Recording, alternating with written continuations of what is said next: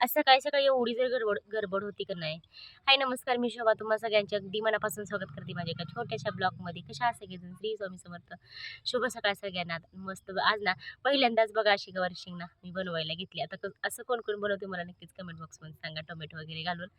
तर त्याच्यानंतर बघा स्वयंपाक वगैरे झालं तर सगळी कामावरून घेतल्यात. आता याचा काही व्हिडिओ पूर्ण शूट केला नाही मी, तर मला सकाळी शेवया बनवायला घ्यायच्या होत्या आणि ते पण अर्जंट होते बरं का.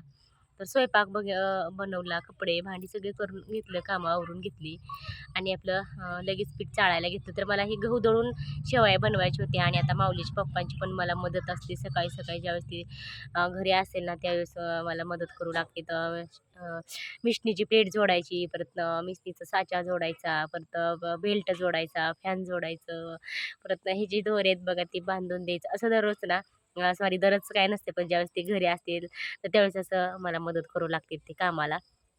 आणि कधी-कधी ना मला शेवायला मिशनीमध्ये पीठ वगैरे ते पण टाकायला मदत करते. तर असं एवढं मदत केली तर अजून माझं चाळायचं आहे, मळायचं आहे आणि थोडंसं बघा वायर खाली येत होती. परत त्यांचं तिकडचं ती वायर वगैरे जोडायचं काम चालू होतं सकाळी. शेळीला आत बांधलं त्यांनीच, ते पण त्यांनीच काम केलं होतं सकाळी.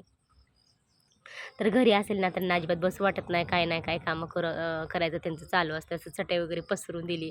तर इकडं माझी कपडे भांडी झाली होती, स्वयंपाक झाला होता आणि सकाळी का नाही आज आपल्या माऊलीबाळ व्हिडिओ शूट करत होतं बघा. आणि दुपारी जेवायला येताना का नाही बापूनी आता 15 दिवस झाले ना, जास्त दिवस झाला असेल मी काही गप्पाला जात नाही, तर एक शेळी राहिली बघा. दररोज बापूचं गवत आणत असतात.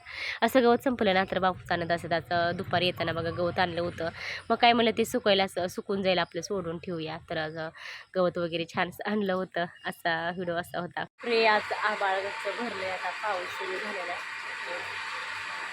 पाऊस सुरू झालेला आहे. आता शेळीला आपलं थोडं पाऊस लागलं म्हणजे ओरडत असते. आपल्या इकडे दळायला खाल्लं, भाजी वगैरे काढून वाचून ठेवली.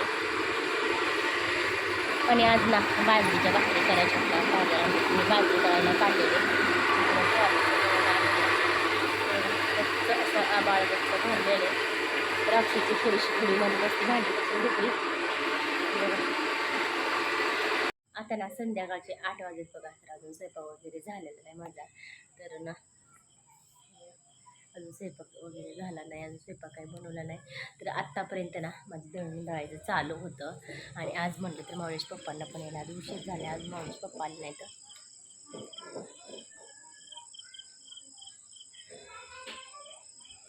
अजून आलेलं नाही तर. आणि माझं दळणं दळायचं चालू होतं. असं एक दळते का नाही तोपर्यंत घेत होते, परत दुसरं यायचं, परत तिसरी, अशी गिरण बंद करायला लागली. एक यायचं अशी मी जवळजवळ 5-6 पाहिलं दळणं दळले. आणि आता स्वयंपाक करायचा आहे. आज माऊलीला ना आज माऊलीची असं फरमाईश होती की आज मला बाजार आमटी आणि बाजरीची भाकरी खायची. मग अशी ना लगेच पटकन निवडून घेतली बाजरी थोडीशी आणि लगेच दळून पण घेतली. आता माऊलीचे पप्पा येताना ना बाजार आमटी आणते. भाकरी बनवायची, मला अजून भात वगैरे बनवायचे. चला. आणि ते एक आमच्या बहिणीचं ना तसं झाल्यामुळं अजिबात मला तर काय मूडच नाही. काल तर अजिबात मी व्हिडिओ शूट केला, असं मोबाईलसुद्धा साधा हातात घेतला नाही. आणि रात्री आम्हाला यायला बघा, काल यायला मला 6 वाजलेल्या घरी. आणि त्याच्यामुळं ना दिवसभर अजिबात मोबाईल घेतला नाही. आज पण तसंच झालेलं. पण थोडा आपल्या माऊलीनं हाक्षीनं थोडा व्हिडिओ शूट केला मी शेवाय वगैरे बनवत असताना. अजिबात मला इतकं खूप असं हे झाले ना, त्यांचं वाईट झाले. म्हणजे असं आता बघा पोरांचं वगैरे इतकं पोरांना आजकाल आई वडील दोघं पण पाहिजेत. किती लहान असो किंवा मोठे असो, पण आई वडील पाहिजेतच. आणि इतकं असं अवघड वाईट झाले आमच्या बहिणीचं. त्या आज तर मला अजिबात इच्छा नव्हती. म्हणलं चला थोडंसं बोलूया. आणि माऊलीच्या पप्पांनी ना सकाळी आज आंबा उतरवलेत.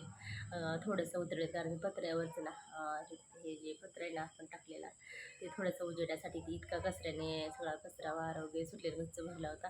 थोडंसं त्यांनी बघा झाडून वगैरे काढलेले. आणि तसं पण आज सकाळी काढलेले, सकाळी लवकर दाखवते मी आंबा उतरवलेलं. तर माऊली बाळाला ना वडापाव खायची इच्छा झाली या.